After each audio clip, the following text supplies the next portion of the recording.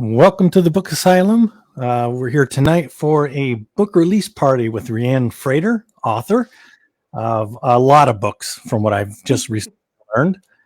Um, what's the book that we have coming out first? I mean, what's the current release? Well, it's actually a re-release. Um, Okay. it's called The First Days, and all I have is my proof copy right now, and it's the first book in the As the World Dies zombie series. And the thing is I just got this book, the reversion of rights on the first three books in the series from my previous publisher, Tor. So I'm giving them a whole new cover. The first three books in the series are getting all new covers, and they're getting re-released. So in both paperback and ebook, the audiobook's already out. So the first days is just gone live today in both ebook and paperback, and so I'm extremely excited about it because Tor published it all the way back in 2011. So this is me getting my babies back and kind of having control over them again with pricing and cover and all of that. So it's like, I don't know, it's like they came home kind of feeling. Wow, that's awesome. Now, that's the book that have seen for you. Like when Yeah. I do a search, that's the first series I see. Yeah, that's Uh, my biggest one. That's the one that put me on the map. okay. I love So, zombie fiction. Can you give me a rundown with no spoilers? um, well, I guess I could tell you the background of the book a little bit might help. That would be awesome. Back in 2005, I was a governmental consultant. I was traveling all the back roads of Texas, doing federal programs for small cities, small towns, and disaster grants. And so I was having a lot of interactions with Texans from all over, East, West, South, Central. And it just renewed my love of the state, not just with the geography, but also just the people, all the differences in people, and culturally too. It's very different. South Texas is different from East Texas, from North Texas, from South Texas to West Texas. It's all very, it's the same and yet different. And I was bored out of my freaking mind. And I had written this opening scene. Well, I thought it was a short story actually. It just, an idea came to me of a woman standing on the doorstep of her home and these little tiny toddler fingers being pushed under the door trying to reach her. And I knew that her zombified toddler was on the other side of the door and she was in shock. So I wrote what I thought was a short story very quickly during a break at work. But when I was on the road, oh, and I uploaded it to a forum that was pretty popular at the time that had a lot of zombie fiction. And a lot of people kept saying, you need to keep going, you need to keep going. What comes next? What comes next? And I was like, is there more? And it was like a matrix download. All of a sudden, there was so much more in my head. So I started writing in the hotel at night when I was bored out of my mind. There was no Wi Fi. This is 2005. So it was, so I just started writing every day pretty much a little what I called mini chapters and posting them online. And it got really popular and it took about 3 years until 2008 to wrap it up. And people started saying, "Oh, you need to get this published. You need to get this published." So I downloaded all the chapters and then I deleted them off of the forum. And then I realized that I had the equivalent of actually four books. So I'd Wow. written the equivalent of four books.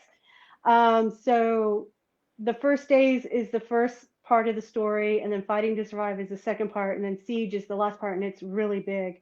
And I self-published those, and I started self-publishing in 2008, and within a couple of weeks, I was selling very briskly, and I had several different publishers coming to me asking for the books, and then I had Hollywood knocking, and so I ended up getting an entertainment lawyer to negotiate the option on the books, and then I he helped me get a literary agent who turned around and sold the books to Tor, and that's when I became a full-time author. And so it was very exciting to have my books in the bookstores and everything else. And they bought those 3 books: First Days, Fighting to Survive, and Siege. And that's kind of pretty much what put me on the map. And I did a mini book tour in Texas, and it was very exciting. And then, flash forward to 2023, and I realized the books were no longer in the bookstores. And the books that were being sold online were published on demand.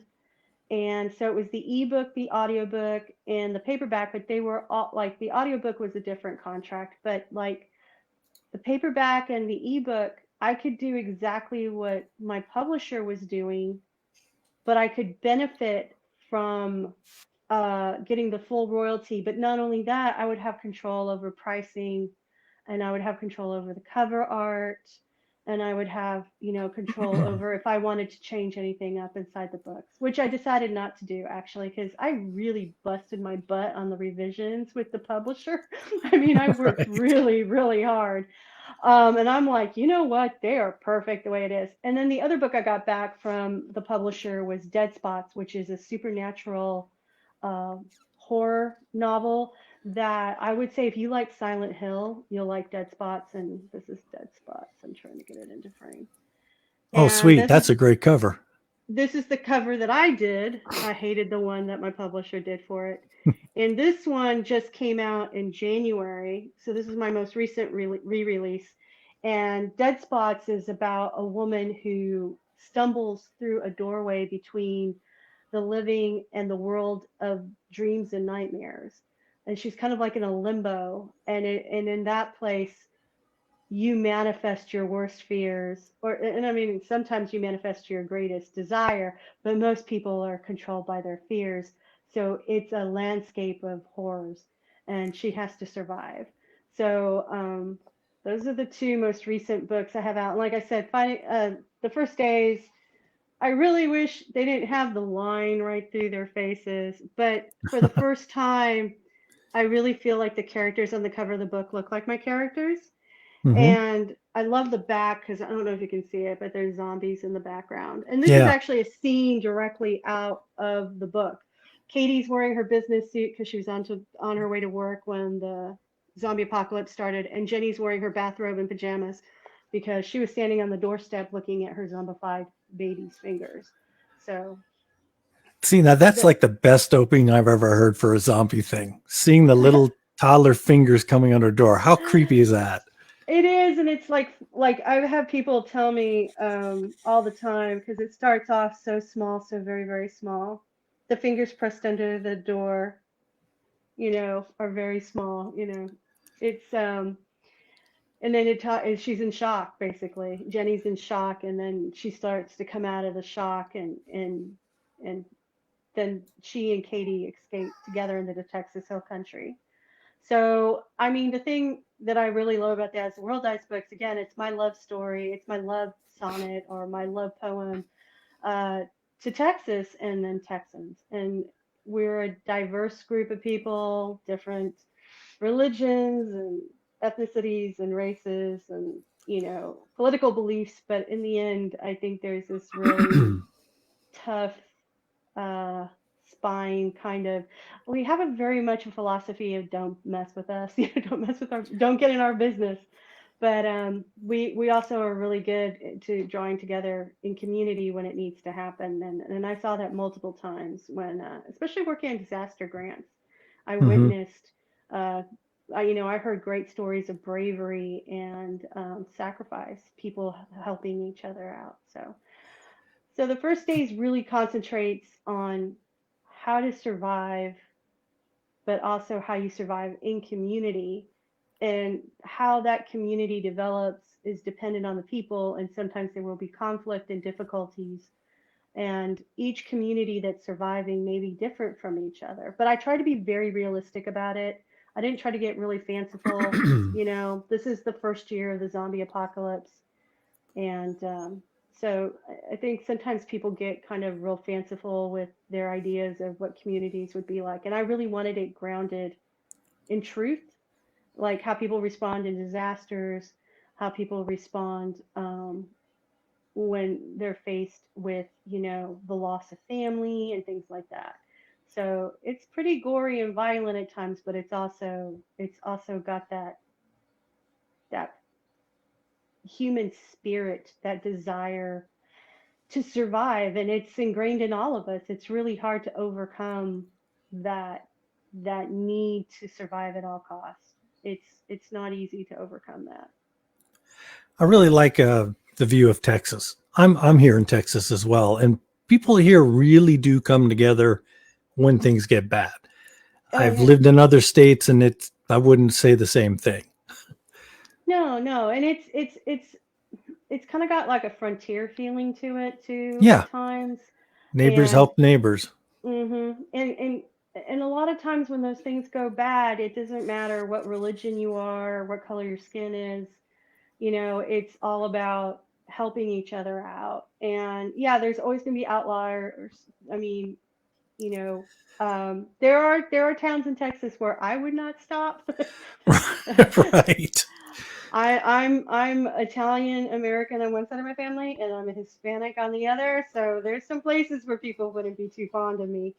But there's but there's places like that up north too. I mean, some of my worst stories of people going, "What are you?" was in the northern states. So you can run into bad people everywhere. You can run into good people everywhere. And I always try to keep an open Yeah. mind that, people, I think at their core, when things get tough, they're going to be looking for that hand that's going to pull them up out of the muck. I think of course, there are people who, not everybody, but there's a lot of people that, we kind of we seek out the other people that are trying to survive in bad circumstances too. So how crazy was it that your first series of books got picked up in Hollywood? That doesn't happen very often. No, no, it was really great, and the producer and I are still friends to this day. We didn't have a chance in hell against The Walking Dead though, because it was about the same time as Right. The Walking Dead.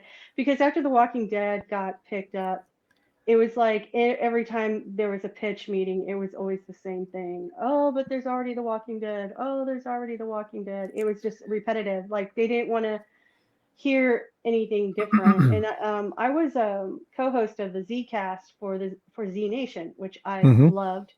And we talked to the showrunner, and he said the way they got in was they said, well, they're always on the move. They have a mission. They're always moving locations week to week.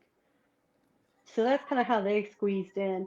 But it was really disheartening. And then I worked with another producer who was trying to do a film version of it.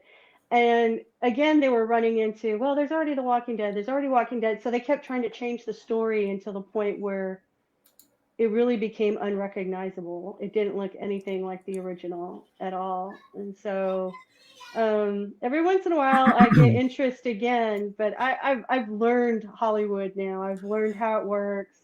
I've from It's I a mean different animal. I literally three times I was right there. In fact, one time it was such a sure thing with a major director and everything that we went out and celebrated.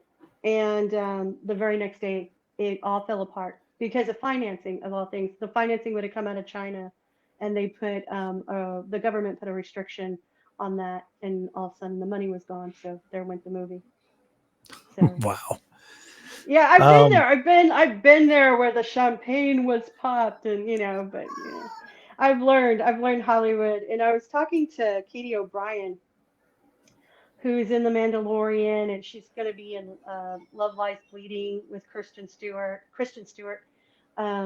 in March. And I was just talking to her recently because we had connected when she was on Z Nation and had talked on my podcast, and then we've kept connected over social media. And she actually was in my area at a convention, so I went to go see her, and we were chatting and everything, and we had Hollywood stories. And she was like, I don't believe it's happening until I'm filming. And I was like, yeah, yeah, that's how I feel about it too. I mean, Dead Spot's been optioned. A lot of my stuff has been optioned. But if you like, the pandemic killed off what would have been one of my vampire series going to television. You just never know what's going to happen, and maybe one day I think one day something will move forward, but who knows what it's going to be. Maybe something I haven't It's, even written yet. yeah, you never know. You never know. Angel Ramon popped in with a question, and I was kind of jumping the gun of the way I was going to take us, but he wants to know, do you plot out your books or you just wing it? I call myself an organic writer. I feel like I get a seed of an idea, like that first scene, the tiny fingers into the door. I took that seed, I planted it, I wrote that first chapter, and then it germinated, and then it grew into this enormous story, multi-layered story that now has 5 novels and a collection of short stories and novellas, and then one novella on the side. So there's a lot to read, and um, I feel like as long as I keep nurturing it and watering it, I guess is the best way. Being open to ideas and stuff. Sometimes I'll dream my characters' dreams or their life or whatever, and I'll wake up and go, oh, that'll make a great addition to this book. Oh my God, that'll make a great scene. So I feel like I'm always like I feel like there's a garden in my head, and I'm always nurturing it or an orchard. And some ideas come to fruition and some don't. Some don't want to go any further. Some that I have thought were going to be short stories ended up being series, and some that I thought were going to be, a big book ended up being a short story and didn't want to go any further. It was done. That's so yeah, that's kind of how it works. Like I don't understand the concept of plotting. I guess that's the best way to put it. Because once the characters become established in your head, once they have their own voice, I feel a lot of times that if I were to try to plot something for them, I would be working against the character's agency. Like I feel like characters, like once a character is established that they're going to act in a certain way, and you want them to do something, but it's out of character, then you're going to lose the respect of your reader because your reader's going to see it. They're going to see, oh, you're forcing them to do this stupid thing. Oh, you're forcing them to go down the wrong road, or you're Right. making something happen instead of what might happen, in a very organic way. So, Well, that makes complete sense to me. I mean, once you've mhm, established a character and people know it, it is mhm, very easy to figure out. It's like, no, that character would not do this. mhm. And you'll get called out on it. Oh yeah, I have people completely argue with me about characters, and I'll be like, okay, that's your opinion. The problem, I mean, like I have one character that there's two characters actually in particular that people really like a lot, and they will tell me, you know, um, how much they love them and how they maybe see these characters a reflection of themselves or somebody they love, and they really hope I don't kill them off and blah blah. And I'm like, you know, um, but the thing is some of these characters that are so beloved, they have a freaking death wish. I mean, I literally there's one character that I was like, oh God, please make it to the book, the next book. Please make it to the next book because this character was just like no thought process before just doing something. And I actually knew somebody who was like that. She would react like, they say, there's what is it? Freeze, uh, fight or flight, freeze, fawn. She was definitely in the fight category. If she got scared of something, she would run toward it screaming with her hands stretched out. So I told her straight up, "You're gonna die in the zombie apocalypse." She goes, "Yeah, I know," because that Maybe was her not, impulse. though. For everything that scared her, she would run toward it. Like she would run toward it to attack it. That was her impulse. I'm like, you're gonna run into a horde and you're gonna die. Yeah, no helping you at that point. Okay. You mentioned paranormal. What are all the genres you hit? I mean, genre's not the right one. Well, I call myself a speculative fiction author because I write in everything from like sci-fi to well, like okay, one series I wrote for my nieces and my nephews, the Living Dead Boy series. It's zombies, but it's not connected to As the World Dies. It's on its own, and but adults can read it. It's like the Goonies with zombies. I've had adults. I had a guy who was in his 60s send me a really sweet email saying that he loved the Living Dead Boy series because it was like he was a kid again, and these were his friends. He said I had captured his friends, and he Oh, really wow. enjoyed that because he was connecting with his past and how his friends used to talk and how he said that several of the kids in the book had the personalities of his friends. And, I've had parents tell me that when their kid was in the hospital, they were reading them the book, or when they were on a road trip, they were reading the book.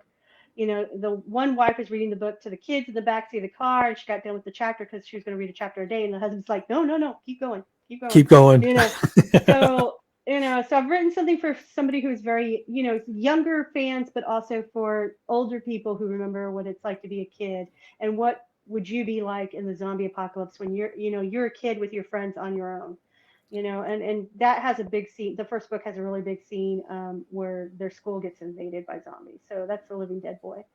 And then I have a series called the Last Bastion series, which is futuristic zombie-like creatures. They're not actually zombies like we think of zombies, and that takes place in a world that's completely dead except for one city. And that's sci-fi horror. And then Dead Spots, of course, is a supernatural horror novel. And then in darkness we must abide, which starts with Vampire in the Night. It's vampires, but it's like a modern gothic slash paranormal Hmm. romance. And I'm not really. I mean, I have romantic stuff in my books, but I'm not thinking about the romance as being a central focus to the plot. But in this particular series, I would have to say the couple their romance is very central to the plot. And that has my favorite male character because he's just shifty. You can't trust him at all. I was writing going, I don't trust you. I don't trust you one bit. Um, yeah, and then I have like Pretty When She Dies, which is horror with vampires. And Pretty When She Dies, Amalia wakes up buried in the forest and crawls out. And one of my favorite parts about that scene is that she throws up mud. That was Oh. fun. And then, because she's buried. And then, let me think, what else? Because I'm trying to abbreviate like all these books that I have, and that has 4 books in that series. And then I have stuff that I'm not remembering right now because I've written too many books. Then of course there's As the World Dies. Oh, the Tale of the Vampire Bride series is called the Dark Rebirth series. That's classic gothic vampires. If you like Hammer films, Hmm. the ones with Christopher Lee, Oh, yeah. that's it. Yeah, it takes Grew place up with those. yeah, it takes place during the 1800s. It's all castles and women in gossamer gowns, and yeah, that one's fun. I write. I like I said, I write a lot of different stuff, and I love gothic, and I like taking characters, well, female characters especially, and putting them into unusual circumstances, facing monstrous events or monstrous beings, and just seeing how they come out of it. And all the characters are different. They have different, like, there's been some characters where I just, like, they were so different for me, I sometimes found them difficult to write.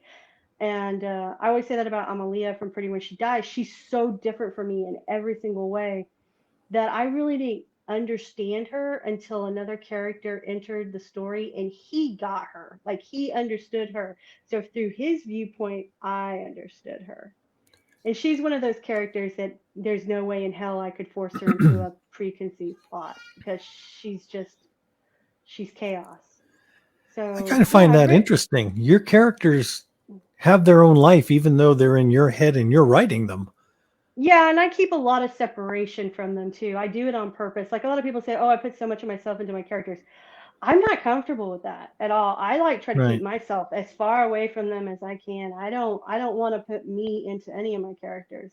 And what's funny is the character that's most like me in many ways is his name is Travis, and he's in As the World Dies. And he and I kind of have a thing where people look to us sometimes for leadership, but we don't really want it, you know. Right.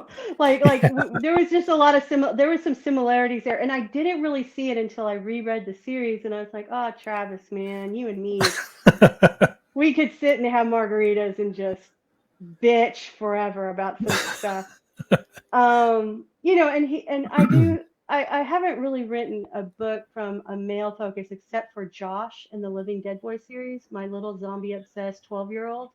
Uh-huh. Um, but I adore that little boy. He's forever 12 in my head right now. Um, but I like having different kinds of characters. And oh, I did forget about the Hidden Necromancer series. That one's weird. It's post-apocalyptic zombie fantasy. It's in a post-apocalyptic world where there's magic and there's zombies and there's necromancers. And my character starts. I call it it's like the Handmaid's Tale meets The Walking Dead. So, and that character was very different too because she's a very suppressed person. She lives in a religious cult, and she's very oppressed and has been contained in many ways. So that was interesting character to write. But I try to keep a lot of separation between me and my characters. I'm not comfortable, and part of it I think is because growing up I was a victim of childhood abuse, and um, part of my coping mechanism was entering books, and reading a lot helped me. And I don't want to put myself in a book. I want to, like, I just like me, like I had somebody say to my husband, which one of the characters in your wife's books is her? And he goes, none of them, not one. And he's like, and that, I don't, like I said, I like keeping a big separation between me and them. If I have a relationship with them, I'm the mean dark goddess who rules their lives, and they probably hate me, but That's awesome. if they met Um, me, they'd probably like punch me. You suck. can't even be friends with your own characters. Alan popped in and he's trying to picture zombies do the truffle shuffle back from when he's talking about the kids' book. Angel would like to know, if I can pop that one up here, what's your biggest challenge as an author? Writing, marketing? Uh, what do you find a challenge? I don't think you have a challenge. You obviously got this down pat. uh, actually, a lot of the challenge, I had I would say my ADHD. It got really bad during the pandemic, and there's a superpower that people with ADHD have, hyperfocus. Uh And it's the kind of thing that, I can go down a rabbit hole. Like, I can Google huh. how long does it take a body to decompose, and then, like 6 hours later, I'm reading about some virus from ancient Egypt. I mean, hyperfocus is fun, and it would help me finish my books. I was very prolific. I could write very quickly, and I was publishing a lot. I was getting picked up by both publishers and also doing independent publishing, so I'm a hybrid author. But during the pandemic, it was a really rough time. My 80 plus year old, sorry, my cat's playing over there. My 80 plus year old mom was living with us, and we were very worried about her and keeping Mm-hmm. her safe uh, because she has comorbidities and stuff. So it was a very stressful time, and I think because of the depression and the anxiety got so bad that my ADHD got really bad, and I ended up losing my hyperfocus. So it took a couple of years of going to doctors and getting treatment for my GAD, which is general anxiety disorder. So getting my anxiety under control and getting my Mm-hmm. PTSD under control, which has depression attached to it. And then finally, because I kept complaining about my concentration issues, I'm like, I can sit down and I can't write like I used to. I'm struggling, I'm struggling, I'm struggling. So finally, when they treated all this other stuff, and I'm like, my concentration issues are still bad. They were like, okay, now you get medication. So I went to a psychiatrist, and they and I think I need a med adjustment, but I'm doing so much better. But there was a time where my struggle was just writing. It was just sitting down and starting. It was really, really hard, and that was ADHD related. And I really didn't realize it was the ADHD for a while, so I was just beating myself up mentally. Why can't I do this? Why can't I do this? Why am I just staring at the screen? Why am I writing? Why isn't it not happening? And it really was the ADHD. So that was really tough, but I'm getting to the other side of it, and I'm going to see my psychiatrist again, and I'm hoping to get a med adjustment where hopefully I can get that hyper focus back like I used to. I remember one time writing until literally I couldn't see. Really? I wrote like 38,000 words, and it was like an 18-hour sprint, but It was epic. I get that. Jen popped in. She Marketing, says, "Go yeah, ahead." marketing is hard too. Marketing is really hard. So if you let me give you advice. If you love an author, Mm-hmm. recommend the books to other people. Go to your library and ask for them to order the book. Write a review, even if it's a I love this book, the characters were great. A simple review helps. Rate the book. Um, Loan it to your friends and family. Get them interested in your author, because word of mouth is powerful, especially because publishing is changing now, and a lot of books, even with traditional publishers, are not going to be in bookstores. So it's not like you can browse. Like, a lot of new releases are not ending up in Barnes and Noble, so it's not like you can go into the bookstore and browse and find a new book by your favorite author. You really kind of you got to stalk them, basically. Watch their website, follow them on social media. Mhm. Yeah.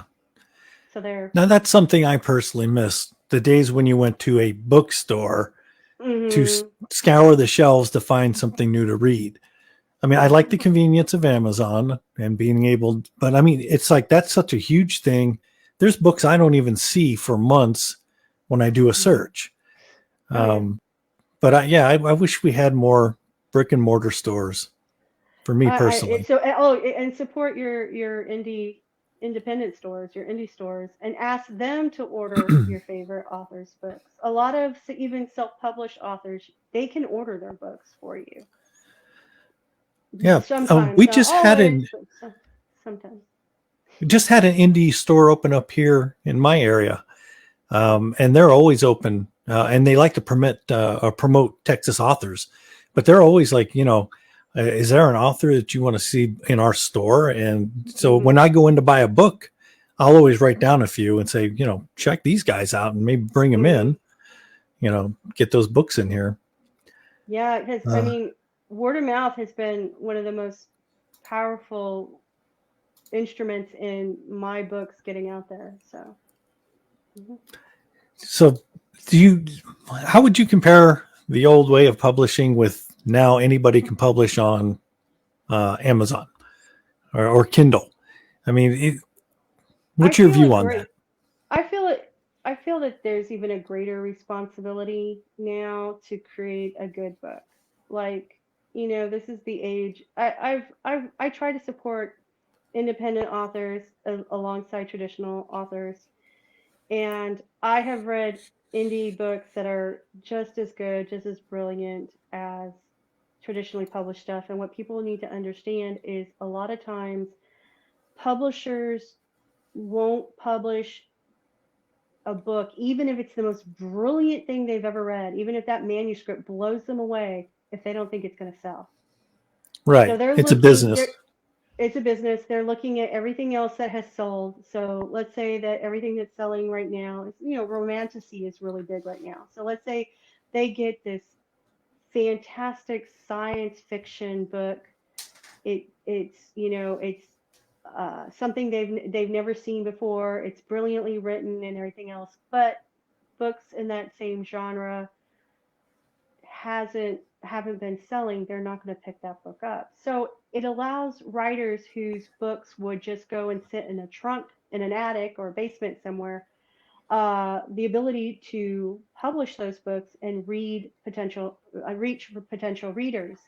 The other thing about the thing that's nice about indie publishing is there's niches, where there may be people who are really into this one particular kind of book, but a traditional publisher is not going to publish it, but they can find it by indie authors. Maybe it's a specific kind of, subgenre of a bigger genre, but it's something that they really like, but nobody does it except for a few independent authors, so they can go read those books. But on the author side of it, I really do think that we need to be as responsible as possible with delivering a really excellent story, a well-written book, a well-edited book. Um, I don't think we should be dependent on things like AI. I think we should be true to our voice and write our own work. And yeah, I mean, and again, you're gonna like. There have been books I've picked up from traditional publishers that weren't good. That I was like, this is Right. not for me, or this is not well written, or whatever. But that's going to happen in traditional publishing and in indie publishing. I just think when it comes to indie publishing, a lot more of the responsibility is on the writer to go the extra length, to just go the extra mile to make sure that they're delivering a good product for, I don't want to say product, a good story for people to enjoy. Yeah. Um, but again, I mean, if you deliver a terribly written book that's horribly edited and stuff, people are gonna say something. They're gonna review it badly. You're gonna get a bad rating. Um, so But that's only fair. I mean, in today's world, it's not hard to find a reputable editor that just, works out of their house and helps you with your yeah, editing. Um, you can my former self-publish, but publisher, go ahead. sorry, my former editor is no longer with the publisher I was published by. She's doing indie editing. So Yeah. yeah. And while it's easy enough for everybody to publish by themselves, I still think that you should have a publisher, even if it's an independent publisher, um, somebody to help you along, especially if you're brand new in this. I would not agree with that only because it is so hard to get past the gatekeepers. Um, and like I self-published and ended up with a traditional publishing contract that allowed me to become a full-time writer. Um, I think it's really, really, really hard for a lot of people to break into traditional publishing. Even with small presses, it's becoming increasingly competitive. And I think the answer to that would be to educate yourself, to really go, Mm-hmm. to really dig deep and find out what is good, and join groups where there's other independent writers who can give you good advice on how to publish. Um, I'll be honest. I mean, I've seen some small presses completely screw over their writers. So Well, you still have to be I, careful. You have yeah, groups that. yeah, you have to. You have to educate, no matter what path you take. And I recently had a reader reach out to me who said that she had written a book. She'd been inspired by As the World Dies by the First Days Hmm. to write her own book, and she wanted to know what my advice was, and I sent her this little guide I'd written up years ago about traditional publishing and independent publishing. And the truth of the matter is, you have to just educate yourself and recognize the pros and the cons of each path. And if you think self-publishing is the way to go for you, that you want to be an independent writer, then you need to educate yourself in every way about how to do that. And also with traditional publishing, the same thing. And there are people who literally have had traditional publishing houses turn down their next novel, and they turned around and self-published it, because, Right. you know, so I think there's, I don't want to say one thing or the other. I think it comes down to the individual. And I think each writer has to really face themselves in the mirror and decide what is the better path for them, and then educate themselves on what to expect on that And, path. and I think that's the key. Educate yourself. Hmm. You can learn everything easily nowadays. Um, Alan piped in with a question. He wants to know the name of the bookstore I mentioned earlier. Alan does live near me. It's Ghoulish Books, and it's in Selma. Yeah, Okay, Max so Brooks runs that. yes, Max. Have you Uh-huh. ever have you talked to him? No, we want to go up to San Antonio in March or April. My husband and I have discussed it, and I'm planning to drop by and see him. So I, yeah. I went on their opening day, and I got to meet Hmm. him and his wife, and they're really nice people. They really Yeah. care about books and writing. Yeah, and he has a publishing house that I've read some of their books, and they're really good. They're Yeah, really, really interesting books. Different. yeah. I I I like went them. with the intention of buying one book, walked out with five.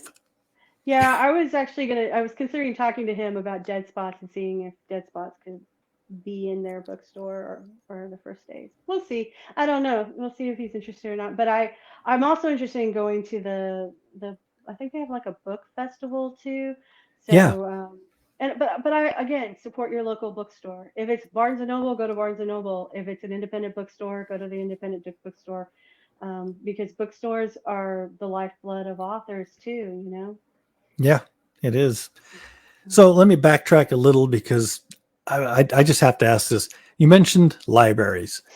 Now I know Hmm. you can go in and request them to get books, but do they still take like donations? Like if I were to buy 3 copies of book one of your zombie series and go, you know what, Hmm. here's a donation. You might want to look into getting the rest of them. Do they still do Yeah. that? I would call because some Call, do. find out. Yeah, I would always call. Yeah, and I actually there somebody did this for me. She went and bought extra books of mine, and then she went and there was like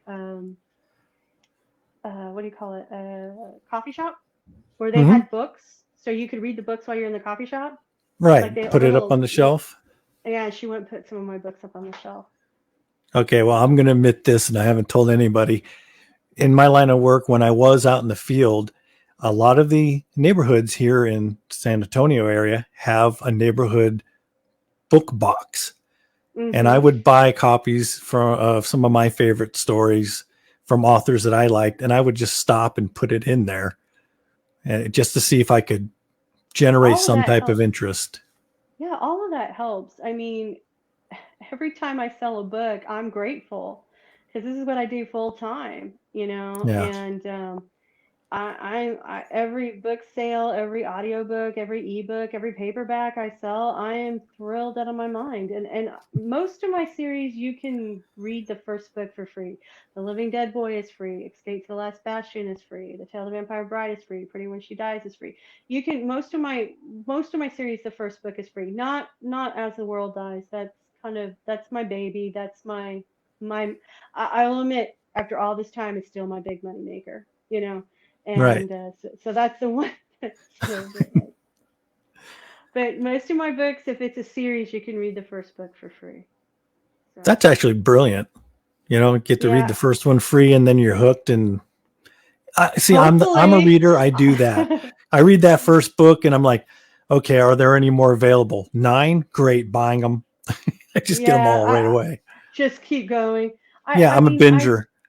yeah I feel that I feel that, and it's again if you like a book, buy it as a gift for friends and stuff. Hmm. Um, But kind of going back to what we are talking about with the libraries, requesting books at libraries is very good for authors. And you can also get a lot of times ebooks. They'll get both the paper, like the physical copy, and sometimes they'll get the ebook too, and that does benefit authors. Yeah, I kind of miss the library scene too. Well, I mean, you see my age, obviously.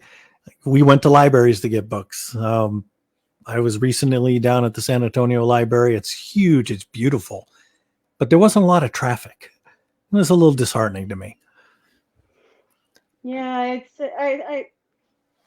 I live where it's really hot, so in the summer is usually when the library is packed because everybody's like trying to get out of the heat. But So, if you could give advice to brand new writers, somebody who's like, "This is my first idea," how would you guide them?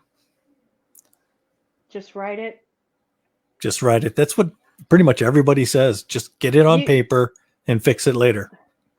Well, the thing is a lot of people have book ideas, and I've had so many people walk up to me and go, "I have a great book idea. I'll tell you the idea, and you write the book, and we'll split the profit." No, Not how it but works. no. The thing is, a lot of people have a story in them, but they don't write it. They never, or if they start it, they never finish it. And I'll be honest with you, I'm always excited when I start a new book, but there's always a point where I'm convinced I'll never finish it. There's a point where I hate it. There's a point where I don't even want to look at it. Then there's a point where I think it's brilliant, the best thing I've ever written. It's a roller coaster. You're all over the place, and sometimes you have to develop your own system for writing. I mean, you can look at other people's advice, but in the end, you have to figure out what works for you. And Hmm. maybe it's just I'm going to write 100 words a day. I'm going to write 500 words a day. Um, I'll write 100 words a week. I mean, or it's maybe just writing down little ideas in a notebook until you have a really clear vision, and then maybe you're a plotter. Maybe that's how you have to do it. Um, but the reality is, most people never finish a book. And every time I finish a book, I'm thrilled out of my freaking mind. Like, it's like such a huge victory because I always have that moment, usually about the halfway point, where I'm like, this is the worst thing I've ever written. I don't know why I'm wasting my time. My career is over.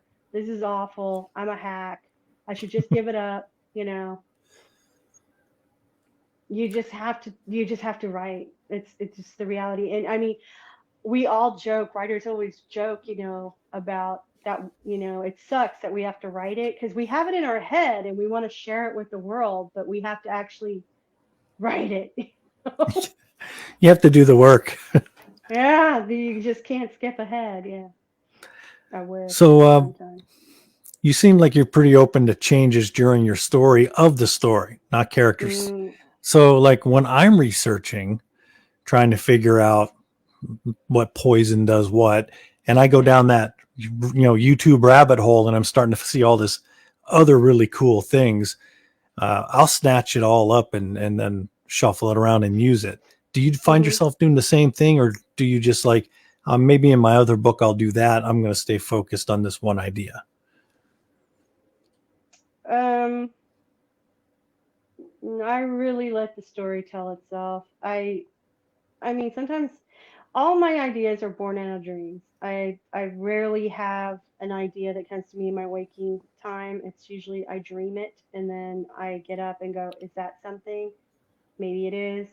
If I think it's something, I'll write it down. If it feels too fragile and it's not my story, it doesn't feel like a story I would write, I let it go, which is kind of funny because one of the ideas I had about a year and a half later, I saw a book that had that idea in it. And I was like, yeah, that belonged to that writer. Not me. That was theirs. Um, a lot of times what happens is I just absorb a lot of information and I think my brain just figures out how it fits together. And yeah, sometimes I might really want an like I'll go, this is so cool. Where can I fit it in? And then the story's just like it doesn't go. It doesn't fit in. Or sometimes I'll be writing something and I'll have all of a sudden, in the movie screen in my head, I'll see something completely different from what I anticipated, and then I have to go do research for it. But no, I don't push plot points in.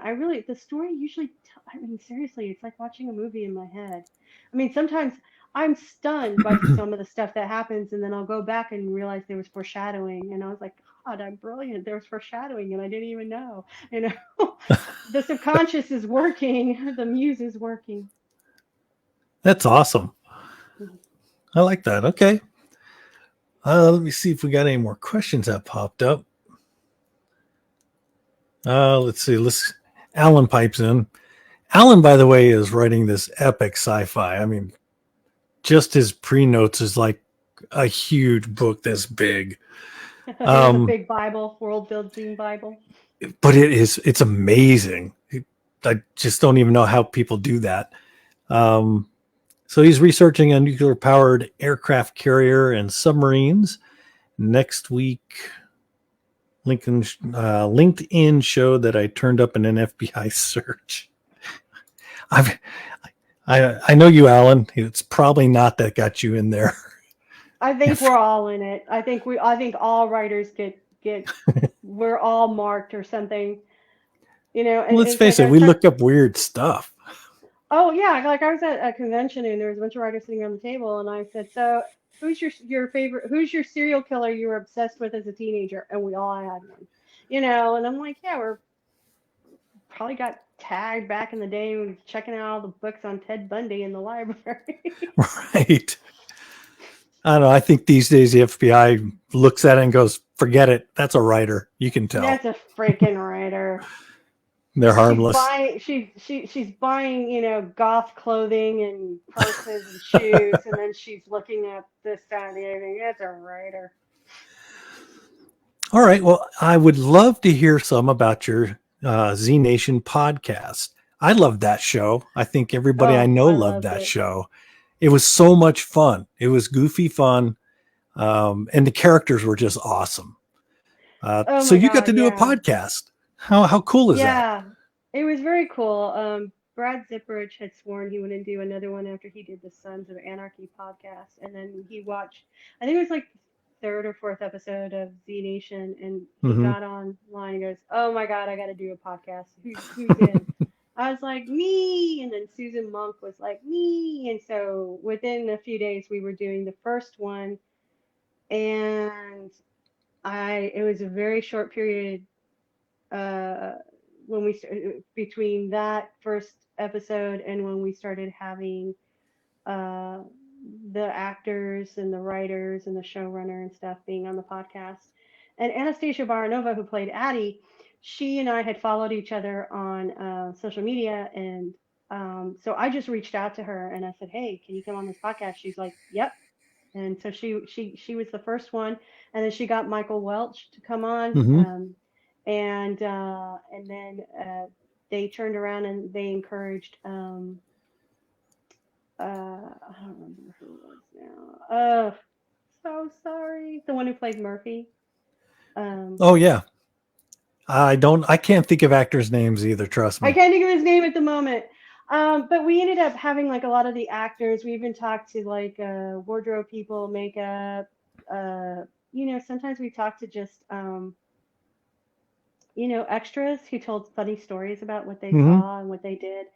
And Anastasia Baranova was on it quite a bit. She would come back. And in fact, she invited herself. She's like, "Hey, girl," she's like, "I'm going to be doing, you're going to love this coming up episode. You need to see it. Yeah, I'm going to come on your podcast. We're going to talk about it." Like, okay. And our last guest was Roberta Warren. So that was awesome. Oh really? Uh-huh. Awesome. Kalita. Yeah, Yeah. Kalita came on, and it was amazing to finally talk to her, and it was great. And that's when Katie O'Brien, who was playing George, Hmm. came on, and then we followed each other on social media. And Sarah Coates, who played Murphy's baby mama, Uh huh. Pie Girl. Oh my I gosh, follow her on she's social media. hilarious. She is so funny. We still follow each other to this day, and she does voice acting, and she Hmm. did Resident Evil, and they were doing a live on Instagram, and I popped in, and she recognized me. So I mean, that was one of the things that was really nice about Z Nation is that the actors and the people who worked on the show were so passionate about it, and so they love when they run into fans. And the Z cast, Yeah. we loved them, and we knew a lot about the show, and that was really great. Unfortunately, the Z cast doesn't no longer exist. If anybody has any recordings, please send them to me because Brad had the show on his servers in his basement and his house flooded, the basement flooded, and it Oh destroyed the servers and it destroyed all the backups and we lost the whole podcast. It kills me. I still get messages from people all the time going, "Hey, I got my friend to watch D Nation and we want to listen to the podcast after we watch each episode." And I'm like, yeah. Sorry, I can't.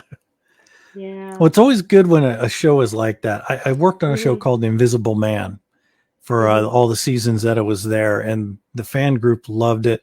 All of the cast members they wouldn't do the podcast because nobody was doing podcasts, but there was an Invisible Man club, and they would Mhm. go out of their way, like at the San Diego Comic Con, to go over to that table. And that I think that's really important that fans get to reach out like that, get that little interaction. I love it when I get emails. Like I don't read reviews. Reviews are for other readers. I've finished the book. I've moved on.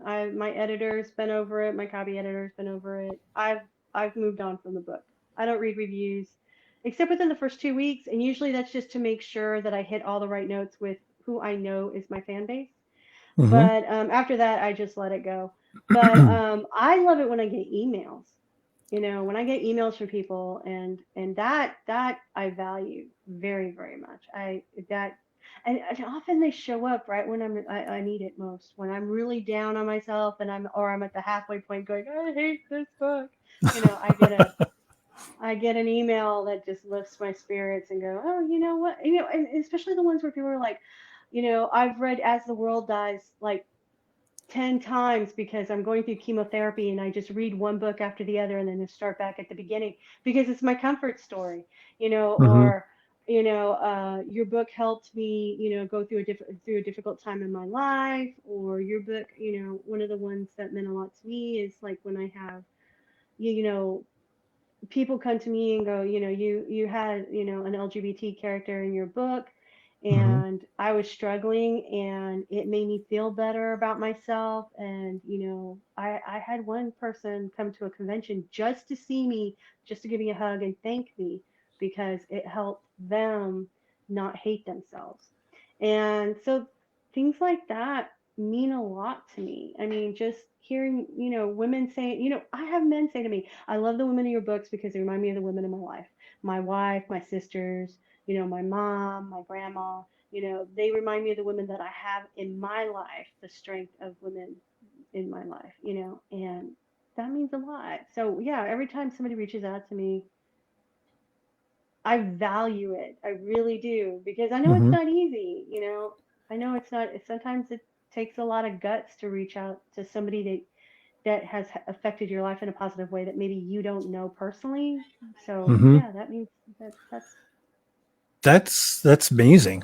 I mean, I can't even imagine what that's like. But I'm glad it's happening to you. And it shows, it shows that you're careful. You wrote a really good story. It touched people, and it got them through a hard time. And it's nice that they can reach out to you and let you know. You know, back before the internet, you had to write letters, and you probably never get an answer. it does mean a lot. It does really mean a lot to me, especially the people who send me, like the people who have like life threatening illnesses and stuff, that'll Hmm. say, you know, I just wanted them to bring my As the World Dies books. Like that's their comfort story. And I'm like, you're comforted by a story about, zombies. Right. But I know it's because they love the characters. The characters are what's important to them. And I've had people tell me that they feel like family. And I had this one guy reach out to me. He said, this one character reminded me so much of my brother, and it just meant so much to me, to see somebody that was like him and everything. And I mean, those little moments are really precious to me. And I never ever want to take any of my readers for granted in any way. Outstanding. I hate to say it, we're at the hour. I could talk to you for another hour. I mean, this has been a really great interview, and I'm enjoying it. But let's tell everybody, where can they find you? Websites, obviously Amazon, but let's tell everybody where we can find your books. RhiannonFrater.com, RhiannonFrater.com. It has links to all my books there, and you can also sign up for my newsletter, where I do try to send out information on new releases or upcoming releases. And I do cover reveals and stuff on my newsletter. I also have a Patreon if you want to support my writing. I do this full time, and I do like to pay my bills. Buy a book, sign up to be a patron. Um, and you can find me on social media as well. I'm on Facebook, I'm on Twitter, I'm on Instagram. I'm exploring TikTok. I actually watched a video on how to do TikTok videos today. Well, you're a Because step ahead of me. I like TikTok. I'm on the side of TikTok that's not really the dance stuff and everything. I'm more like in like commentary or spooky stories and stuff like that. So I mean, I think my peeps are on there. I just need to find them. Um, but yeah, I'm around. Definitely, and though there's a that stupid bar through it, that's my latest baby. I don't hope you can see it. Um, and Dead Spots too. Those two are fresh out of the publishing birthing canal. I don't know. They're my babies. I don't Right. have children other than my cats and my books. But the books mean a lot to me. I put a lot into it. I mean, I it's every book I write is an adventure for me, and I love the characters, and I hope people do too. And like I said, if people want to reach out to me, I'm always open to responding. So, you know. Okay. Alan says he's on your website now and wants to know if you sell signed copies of your books. The first days has a pre-order going. I need to put a link on the website. I forgot to tell my web guy to do it. But I'm also on Coffee, which is no, ko dash fi.com. And if you go on there and look for Rhiannon Frater, it should take you to my shop. And right now I have a pre-order on the autographed paperbacks because it takes forever to get printed copies of my books from the printers. I mean, it's ridiculous. So I'm having people reserve for the first shipment, basically. So when the first shipment comes in, I don't know when that's going to be because it takes forever. But once the first shipment comes in, I'll be sending them out. I don't We bought a house and we're renovating, so I really don't have my office set up the way I want it yet, and I don't have storage. So I'm trying to have all those copies get reserved so I can just send them straight out and won't be taking up room during the renovations. So, but I've Right. had a lot of people asking for them, so that's why I'm doing the first days. Well, I think I'll be picking up one of the audio books tonight. I mean, I just finished an audiobook and I need something new to read. So you're up. Cassandra Campbell does Dead Spots in the First Days, Fighting to Survive and Siege, and she is brilliant. Brilliant. Nice. Yeah, she's one of the best narrators out there. I love her. She's great. Outstanding. Anything else you want to bring up before we go? Um, well, let me see. Support your favorite writers. Support your local bookstores. Let me see. Yeah, I just thank you for watching the interview, and I really would love if you read my books. Please remember to write a review, whether you hate it or love it, because I'll tell you, I had a 1-star review on Pretty When She Dies that sold a shit ton of books. I think it was, Outstanding. yeah, I think it was, it's bloody and gory and has disgusting sex. And I had people going, I kind of screenshotted it and posted it, and people were like, oh my God, now I really want to read Yeah. Got my attention. Best 1-star review ever. Yeah, I was like, that'll sell a lot of books. Thank you. And I had somebody say that when I first started writing As the World Dies online, they said, uh, "This is stupid. It's Thelma and Louise versus the zombies," and I have used that for years. Thelma and Louise versus the zombies. I was like, yes, perfect. And the thing is, because you worked with Hollywood, but in publishing too, they're always like, oh, well, what's your comp or what's your little, Yeah. Compare it to something. catchphrase? Yeah, what's your catchphrase? And so like, I'll say Dead Spots. If you like Silent Hill, you'll love Dead Spots. The First Days is Thelma and Louise versus the zombies.